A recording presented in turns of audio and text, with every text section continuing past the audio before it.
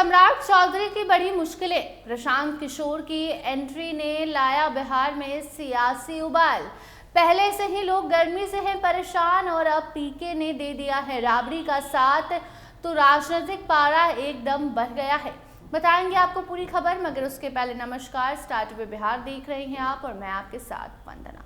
देखिए, इस वक्त बिहार में अगर सबसे ज्यादा किसी मुद्दे की पर चर्चा हो रही है तो वो मुद्दा राबड़ी आवास का है। राबड़ी देवी को अल्टीमेटम 15 दिन का दिया गया है, 15 दिन की मोहलत दी गई है और कहा गया है कि 15 दिन के भीतर आवास खाली कर दीजिए। सम्राट चौधरी अलग बयान दे रहे हैं, राबड़ी देवी अलग जिद पर अड़ी हैं कि फोर्स बुलाना है बुला लीजिए, हम टस से मस नहीं होंगे। उधर सीएम सम्राट कह रहे हैं कि सरकारी बंगले से इतना लगाव क्यों है, हमें कोई कह दे, अगर हमारी पार्टी या हमारे नेता ऐसी बात कह दे कि आप बंगला छोड़ दीजिए सरकारी, तो हम 24 घंटे के भीतर झोला उठाकर चले जाएंगे अपने प्राइवेट हाउस में। और इसी बीच अब प्रशांत किशोर की एंट्री हो चुकी है। देखिए, बांकीपुर सीट को लेकर ऐसे ही माहौल गरमाया है और बांकीपुर में होने वाले उपचुनाव के पहले प्रशांत किशोर का नाम भी काफी तेजी से आगे बढ़ रहा है बांकीपुर सीट के लिए कि क्या प्रशांत वहां से चुनाव लड़ेंगे। मगर उसके पहले अब प्रशांत किशोर ने सम्राट चौधरी के घर को लेकर सवाल उठाया है और इसी के साथ साथ राबड़ी देवी का साथ भी दे दिया है।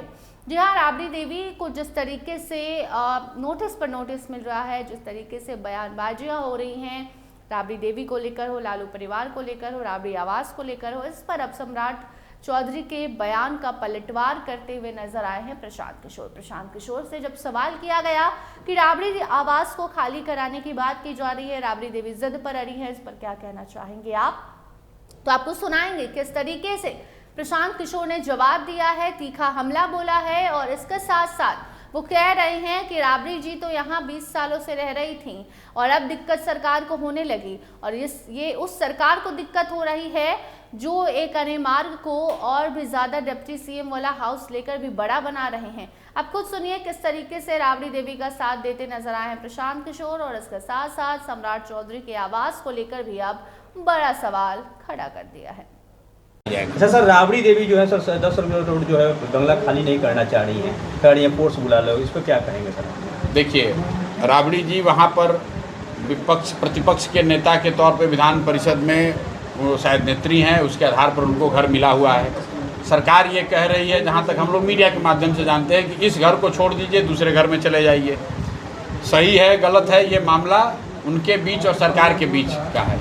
लेकिन बड़ा मामला जो है, जो कि आप लोग को उठाना चाहिए, कि पिछले 25-30 साल से बिहार के मुख्यमंत्री का एक आवास है जिसका नाम हम लोग जानते हैं, एक अन्य मार्ग। एक अन्य मार्ग पहले से 8 एकड़ में फैला हुआ बंगला है और पहली बार सम्राट चौधरी ने मुख्यमंत्री बनने के बाद उसके बगल में देशरत्न मार्ग का जो बंगला है, जो कि डिप्टी सीएम का था, उसको भी मुख्यमंत्री आवास में मिला दिया गया।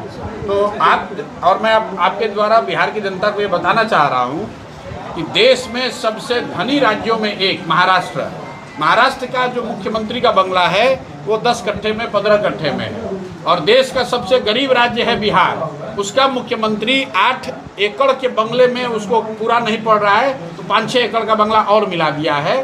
तो ये कहीं ना कहीं मुख्यमंत्री को दूसरे को बंगला में हटाने, रखने, खाली कराने से पहले मुख्यमंत्री को और सरकार को ये जवाब देना चाहिए कि एक अन्य मार्ग में जो मुख्यमंत्री का आवासीय परिसर है उसमें देशरत्न मार्ग को क्यों मिलाया गया है, किस। तो सुना आपने पीके को। देखिए, प्रशांत किशोर ने एक तरफ जहां राबड़ी देवी और सम्राट चौधरी के बयानबाजियों के बीच अपना बयान दिया कि राबड़ी देवी नेता प्रतिपक्ष हैं विधान परिषद में और ऐसे में उसी तौर पर उन्हें ये बंगला मिला है और अब उसे अचानक से खाली करने की बात की जा रही है।